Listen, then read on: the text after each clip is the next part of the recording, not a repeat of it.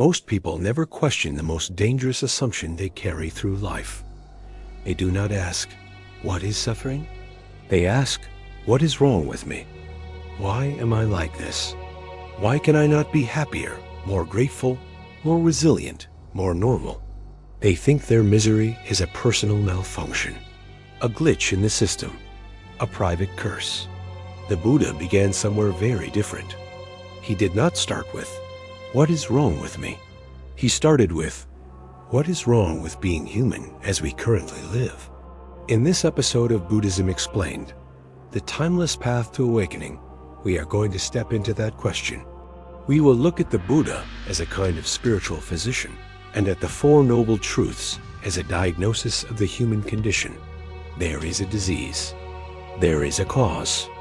It can be cured. There is a treatment. By the end, I want you to see three things clearly: that your suffering is not random, that it is not purely personal, and that far more of it is optional than you have been led to believe. But we cannot jump to the cure. We start where he started, with the first truth. The first noble truth is usually translated as life is suffering. People hear that and think, well, that is depressing, and move on. But the Buddha did not actually say, life is nothing but pain. He used a word that is harder to translate: dukkha. Dukkha is not just screaming in a hospital bed or losing someone you love. It is the subtle friction you feel, even when nothing is obviously wrong. It is the restlessness that visits you on a quiet Sunday afternoon when you finally have time to rest, and you immediately reach for your phone. It is that strange dissatisfaction that sneaks into moments that were supposed to make you happy. You get the job, and a week later you are already asking, what is next? You fall in love, and beneath the joy there is a quiet fear. How long will this last? You go on holiday, and halfway through you are thinking about going home, or going somewhere better next time. You live in a constant almost satisfied, almost content, almost at peace, and then it slips. Dukkha is that instability, that built-in unsatisfactoriness. Not because you are broken, but because you are grasping at things that cannot stay. Bodies age, health fluctuates, loved ones leave or die, jobs end, feelings shift. The mind itself is like weather. Even when everything is going well, there is a shadow in the room. This will not last. You do not always say it out loud, but your nervous system knows. This is the first noble truth. Not that life is only pain, but that everything you cling to for security is, by its nature, fragile. You may already know this intellectually. The Buddha's question was, what does this do to the mind that refuses to face it? We move to the second noble truth. If there is a disease, what is the cause? Most people answer too quickly. They blame their parents, their ex, the economy, their genes, their boss, their body, the government, the algorithm. In other words, they blame everything out there. The Buddha was not blind to external conditions. Hunger hurts, injustice wounds, loss devastates. But he looked deeper and noticed something uncomfortable. Between what happens to you and your suffering, something else is at work. Two people lose a job. One is devastated, spirals into despair. The other is shaken and slowly adapts. Two people age. One becomes bitter and terrified. The other becomes softer, more at peace. The events are similar. The inner reaction is not. So what lies between the event and the agony?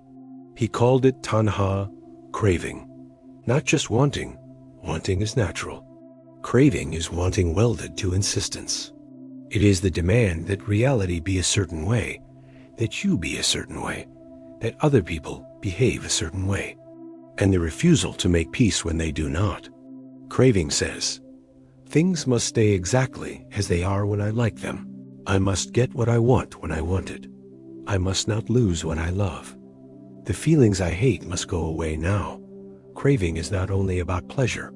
It also clings to identities, roles, and stories. I must be successful. I must be the strong one. I must be seen as good, as spiritual, as in control. And then, when life does what life always does, changes, craving tears you apart from the inside. Look at your own experience. You suffer when you do not get what you want. You suffer when you get what you want and lose it. You suffer when you get exactly what you wanted and discover it did not change what you are feeling inside. That is not the world torturing you. That is craving revealing itself as unreliable. There is another layer. You do not just crave pleasant experiences. You also crave escape. You want to escape boredom, emptiness, shame, grief, uncertainty. So you reach for distraction, substances, overwork, relationships, spiritual highs, anything that lets you outrun yourself, even for 5 minutes. The Buddha is not judging you for this. He is describing the mechanism. An experience arises. You grasp it, or you push it away. In both movements, grasping and resisting, the mind tightens. That tightening is dukkha. This is the second noble truth. The deepest cause of your suffering is not the event, but the way you cling, resist, and demand that reality obey you. If the first truth stopped there, Buddhism would be bleak. There is suffering, and it is ultimately your fault. Good luck. But the Buddha does something revolutionary. He insists on a third noble truth. If suffering has a cause, then it can also end.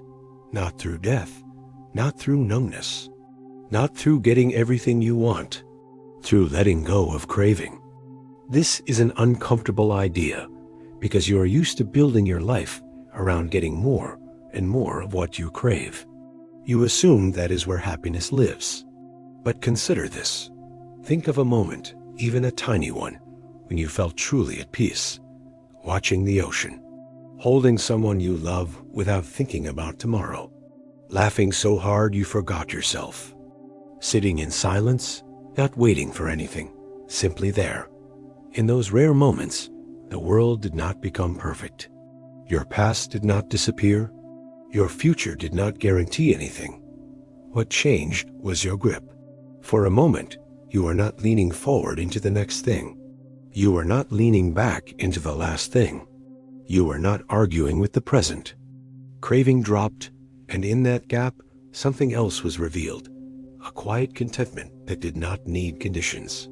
The Buddha pointed to that gap and said, "This is not an accident. This is a clue. If, even for a second, you can experience peace when craving loosens, then peace is not something you manufacture. It is something that emerges when you stop tightening your mind around everything." The third noble truth is not that you should never want anything. It is that there is a way of relating to desire without being enslaved by it. Desire can arise and pass like a wave, instead of grabbing the steering wheel of your life. The end of suffering he speaks of, nirvana, is not a magical place or a reward for being good. It is what remains when craving no longer dictates your perception of everything. This raises the obvious question. If suffering can end, how? You cannot simply command yourself. Stop craving. The mind does not listen to orders like that for long. So the Buddha offers a fourth noble truth. There is a path, a way of living, thinking, speaking, and seeing that slowly weakens craving at its root. You do not need to understand it fully today. That is what the next episode on the Noble Eightfold Path will be for. But we can sketch the shape of it. The path is not a set of arbitrary rules handed down by a deity. It is more like a training program for your attention and your ethics. You learn to see clearly, so you stop projecting fantasies onto everything. You learn to intend carefully, so your actions are aligned with your deepest values, not your momentary impulses. You learn to speak and act in ways that reduce harm, so your mind is not constantly carrying the weight of guilt and conflict. You train your effort, your mindfulness, your concentration, so you are not dragged helplessly from thought to thought, mood to mood. This is the fourth noble truth. There is something you can do. You are not condemned to ride this roller coaster forever. You are not fated to be at the mercy of whatever thought or craving appears. You can train your mind the way someone trains a muscle, gently, consistently, intelligently. Seen together, the Four Noble Truths are not a threat. They are a map. There is suffering. You stop gaslighting yourself into pretending you are fine when you are not. You admit the truth of dukkha, the unease woven through ordinary life. There is a cause. You stop blaming purely external circumstances and begin watching the cravings and aversions that twist every experience into a problem. There is an end. You stop telling yourself the story that this is just how I am, and begin to notice that when your grip loosens, even a little, peace appears. There is a path. You stop waiting for a miracle and start walking, step by step, in a different direction. The tension in all of this is simple and frightening. If this is true, then suffering is no longer just something that happens to you. It becomes something you are, in many moments, unconsciously cooperating with. That realization can sting. It can also be the most hopeful thing you ever hear. Because if you are part of the problem, you can also become part of the solution. So here's the question I want to leave you with in this episode. When you look at your own life, where do you see these truths at work? Where do you sense dukkha, that underlying dissatisfaction, even when things seem fine? Where do you notice craving for control, for approval, for escape, turning moments into torment? Where have you tasted, even briefly, the relief of letting go, of not needing things to be different for a heartbeat? And are you willing to consider that there might be a disciplined, compassionate path that leads you into more of that relief on purpose?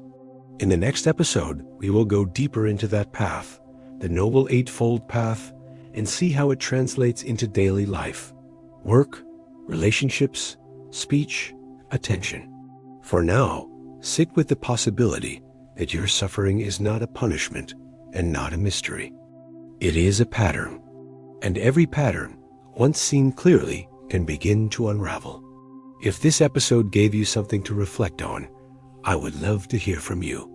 In the comments, share one place in your life where you recognize these truths. Maybe a habit you cannot shake, a fear that controls you, or a moment when letting go brought unexpected peace. If this exploration helped you, please like the video. It helps it reach others who are quietly asking the same questions. If you know someone who feels broken by their suffering, share this with them. Perhaps they need to hear that they are not defective, just human.